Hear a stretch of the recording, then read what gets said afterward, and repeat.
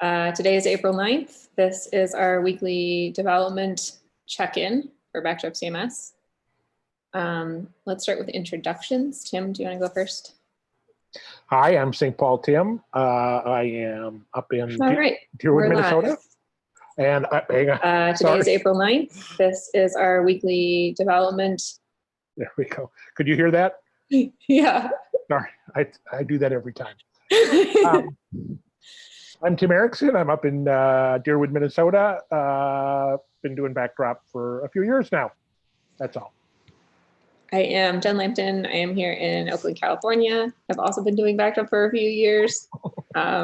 Let's see, this week has been particularly stressful for me because thanks to the COVID pandemic, all of the work I'm doing on government sites seems to be urgent. There's a lot of need to update people on current status of stuff and changing the way meetings work and a lot of just website change stuff, which has been really interesting based on how a lot of the world is slowing down in terms of industries. It makes me feel grateful to be in online web stuff where I feel like we are still, we've got paying jobs and roofs over our heads, and we're in a good position. So even though the work is stressful, I am happy I still have a job.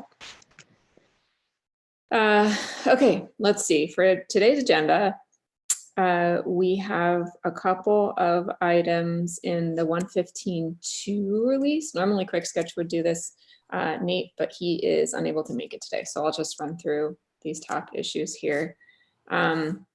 Looks like we have a new issue added to today's agenda, which is number 3489, which is an old issue that Laren wanted us to take a look at.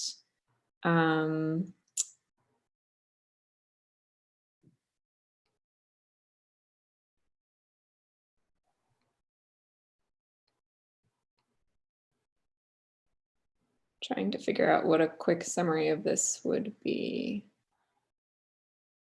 It looks like there's an issue with applying form states to text and date fields.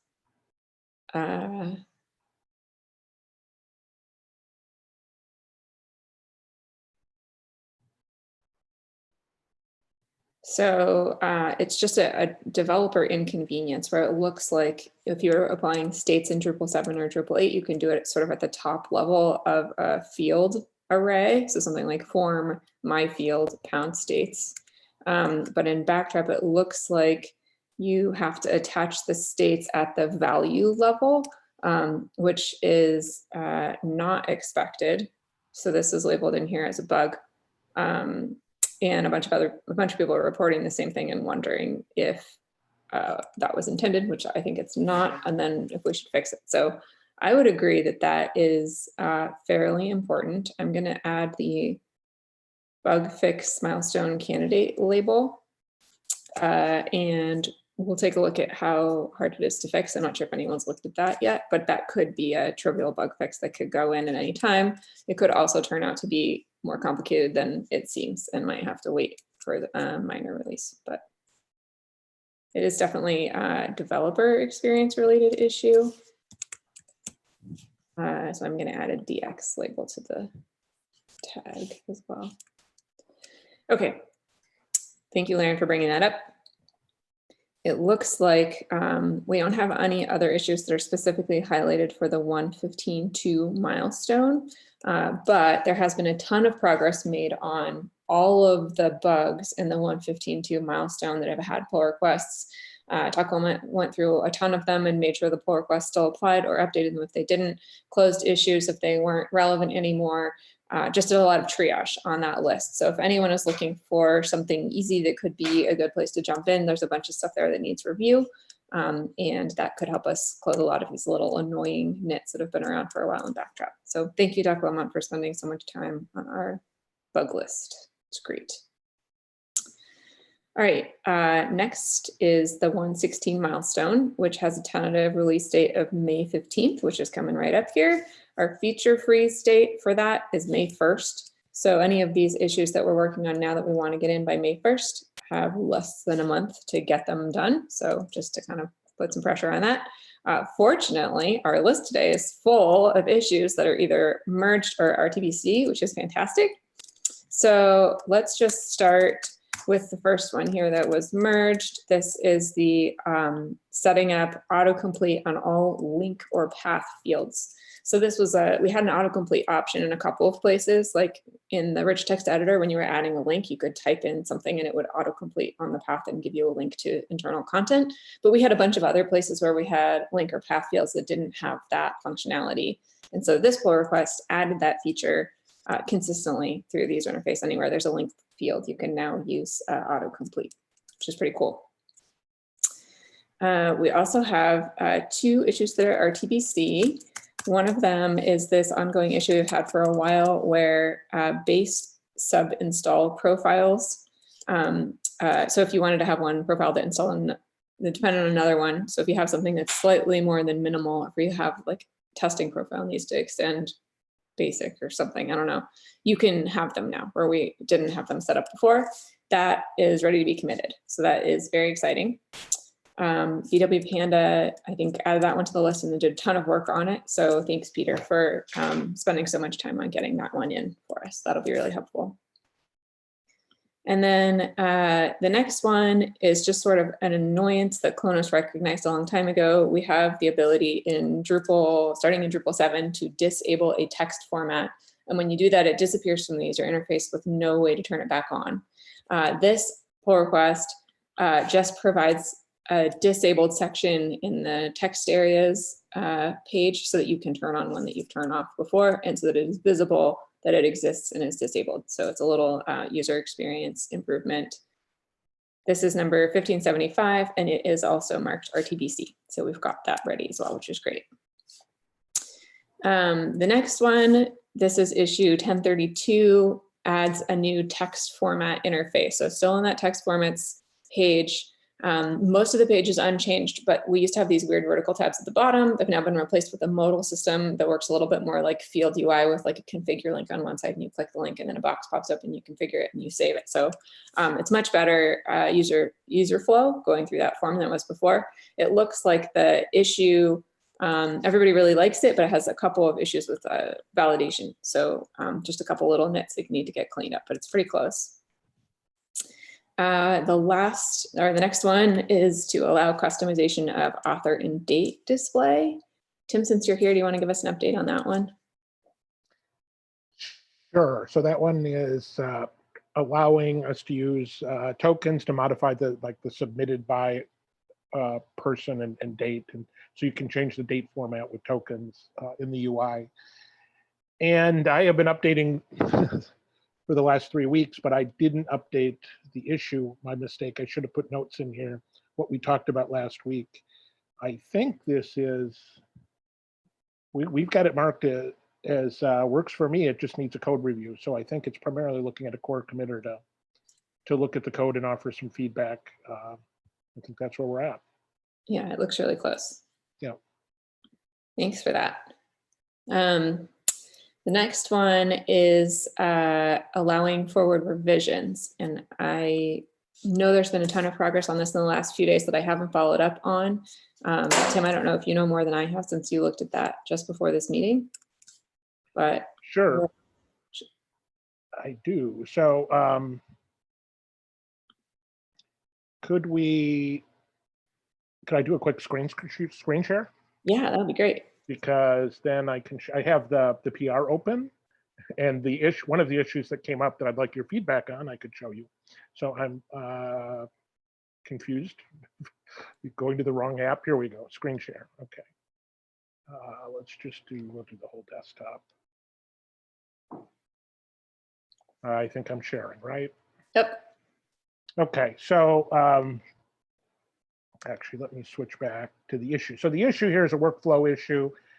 We want to create the ability for a user to create have a draft of a published node. So basically, if you have an about page and somebody edits it and makes its changes, they can save those changes without publishing those changes until maybe somebody else reviews them and then says, okay, and that becomes the and I shouldn't be using the term published, we're using the term current, right? So the current version is the We're using version approved. approved, maybe that's right.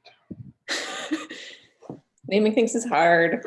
Yes, let's go to, okay, so this is the actual current PR, and the current PR hasn't fixed it because we're still calling it the default revision, which is not correct. According to the issue, we want to call that, yes, the approved version. You're right. So the approved version, it would be the version that the public would see if the note is published, and you can have a draft version that's newer than the approved version.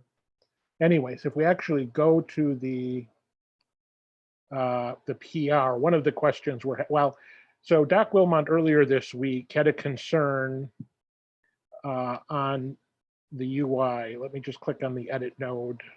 I want to see.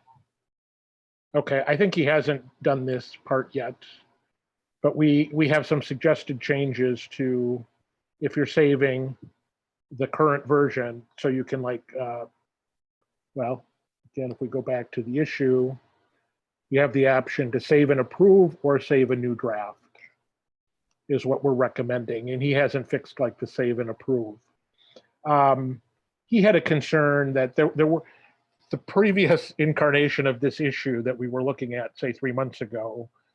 Quick Sketch had raised some concerns about maybe we were changing the UI too much. And Doc Wilmot was concerned that this PR maybe does it even more than that one did. I went back and sort of looked through Quick Sketch's concerns, and I think most of them just were that they weren't working right at the time. It wasn't that he was against doing them, but that we had a lot of major changes that weren't quite functional. So for a minute, Doc Wilmot was like, maybe I want to wait and hold off on development until like a core committer has weighed in on this. That's fair. I looked it over and I said, I think you're probably safe. And Quick Sketch has certainly had the opportunity to at least see our screenshots, and he hasn't said anything.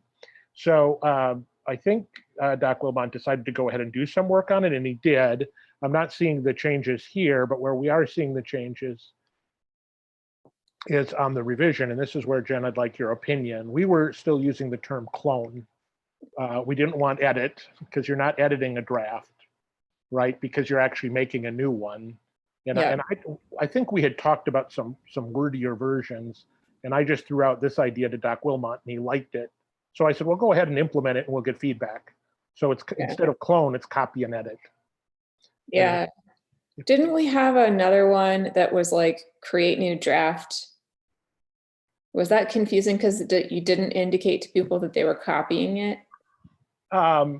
We talked about a few different options, but I don't think we had like firmly documented settling on one. Yeah. Which is why I left it with clone, but I was pretty sure that we weren't happy with clone. So Yeah. there definitely might be other options floating around, and I'm not locked into anything. This is just the one I threw out there. Yeah. I feel like copy and edit is pretty clear because what people want to see when they land on this page is an edit link. And the fact that they don't get to edit something is like they don't necessarily know that when they're looking for the link. And clone might be confusing. So they're like, I just want to edit it.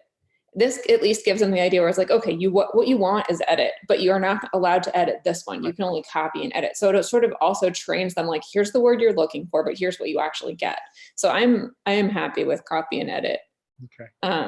I also like the fact that the active, what's it called? Default, current, published, approved one just says edit. Right. That I think is also really clear. It's like, if you want to edit the page that's already there, you can. All of the other ones, you have to make a copy. So. Okay. Does that work? Does that actually work to edit that one without making a new revision? Let's try it quick. Unicorns, I have my weird one. Test. So I have been kind of working under the assumption that it would create a new version, even if you did this, but I'm not locked into that. It looks like it did just edit. Yeah, it just edited that version, right? And if I I think we had some, workflow issues about that, because right now you can't edit a current version. I like the ability to add a current version, but I don't know if that was in our spec. That might have been something that was in the previous iteration. Right. I'm fine with it. I think that people might want that.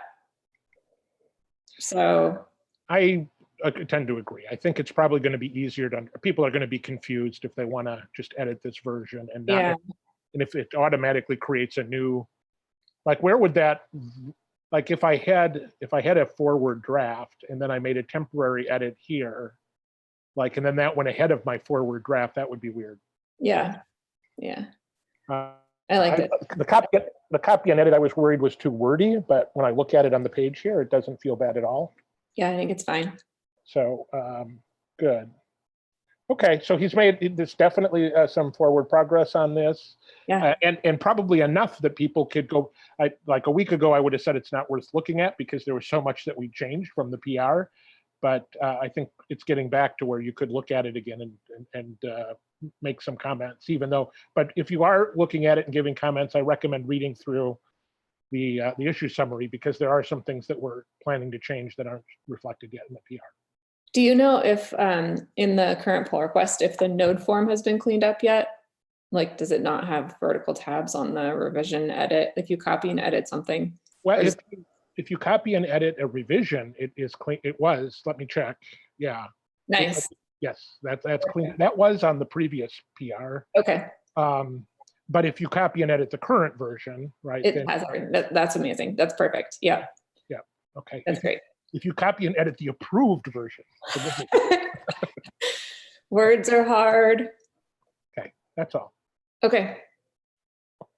I can That's great. stop sharing. Thank you, Dr. Lamont, for all your work on that too.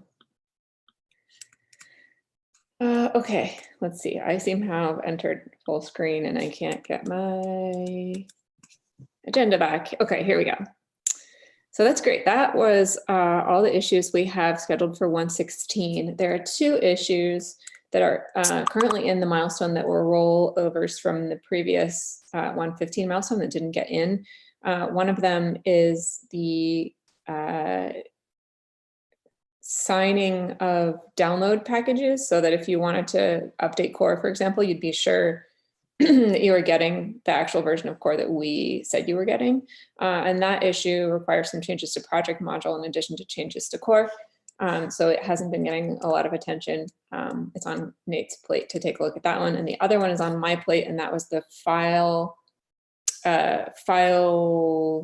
field display settings, the file entity field display settings, not file field, but file entity plus field. And there seem to be a lot of things mixed up into that. Like there are a bunch of issues that all have the same underlying problem. The underlying problem is that we have these things called the pseudo fields where you can add something into the field UI that isn't actually a field. And that thing needs to be able to have settings. And we're finding that for titles. So like we want to move the title settings from the node type form to the field UI form because people think of a field title as a field, even though it's not technically a field. We'd like the settings to be in the interface where people expect to find them.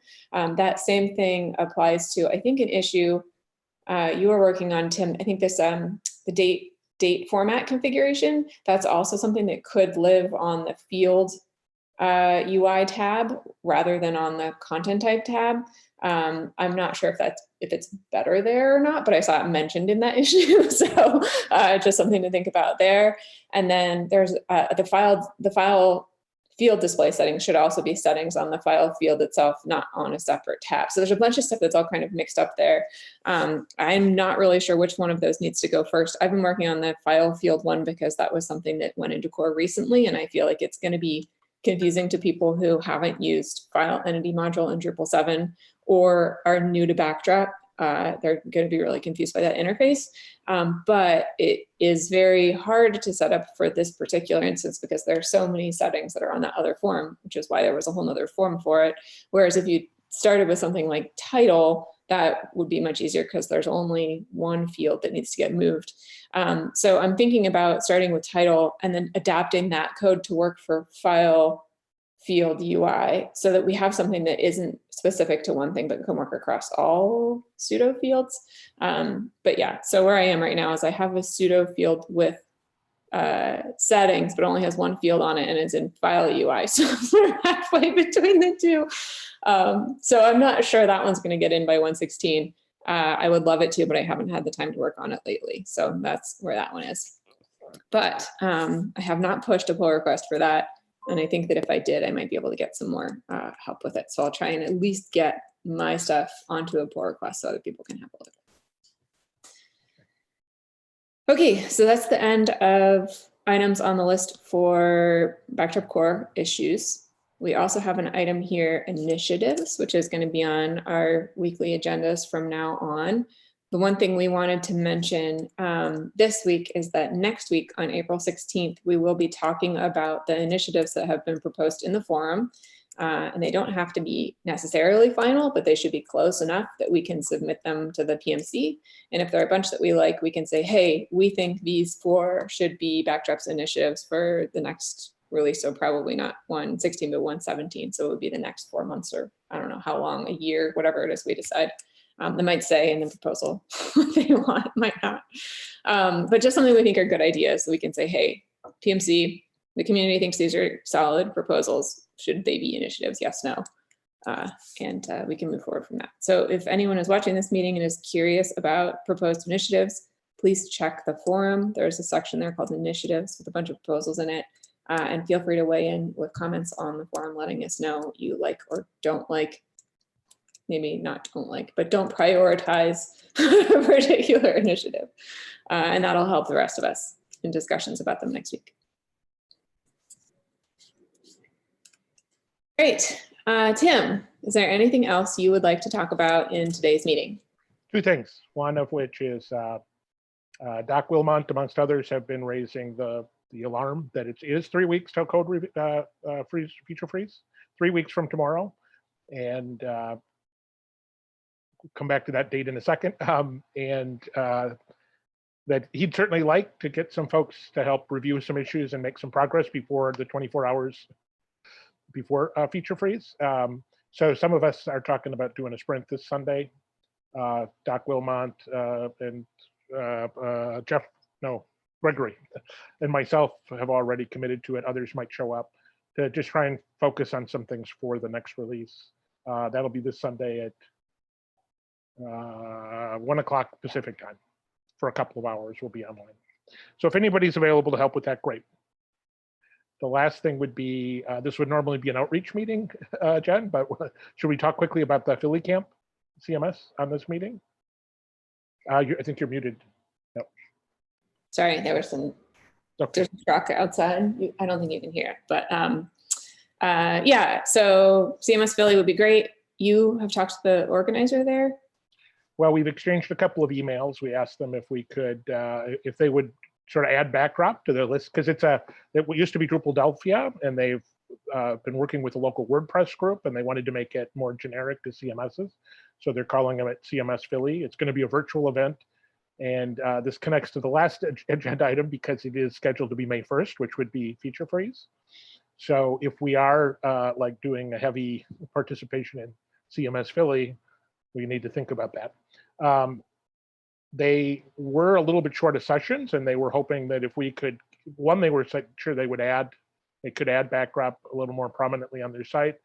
It was also unclear like how specific they wanted sessions to be. Like, could they be, their suggestions were all real high level.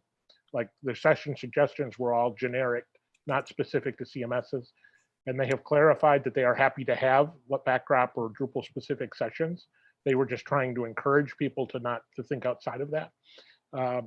They seem very eager to work with us, maybe do some kind of panel discussion where we compared the various CMSs. So I think it's a great opportunity for us to collaborate with them. I think they are committed now. They said they've got enough sessions. We have, I know Gregory and Jeff have both submitted sessions already. Jeff's is not Backdrop specific at all, but Gregory's is. It would be great if we could get a couple more in, and I'd just like to collaborate. I don't want 3 of us to all submit the same session. So if we could chat, I'd like to chat with you, Jen, and we could do it now or after the call, or tomorrow if you're too busy. I think I would like to do it now so that we at least have a chance to do it. I don't know Sure. if we need to do it on the live stream. Maybe we can do it after we stop that, but yeah. But Um, if anybody else is watching this, cmsphilly.org, I think it is. Yeah, You can go there, and they're taking sessions through Sunday, and they're very interested in backdrop sessions. And I don't know if there would be like a backdrop track or how that would be organized, but we could potentially have a good showing for backdrop at this event. So, that sounds great. yep. All right. Anything else you can think of? I don't think so. It's enough. Nothing for me either. Why don't we go ahead and stop the stream and then we can chat about CMS Philly sessions. Sure. Oh, that's me, isn't it?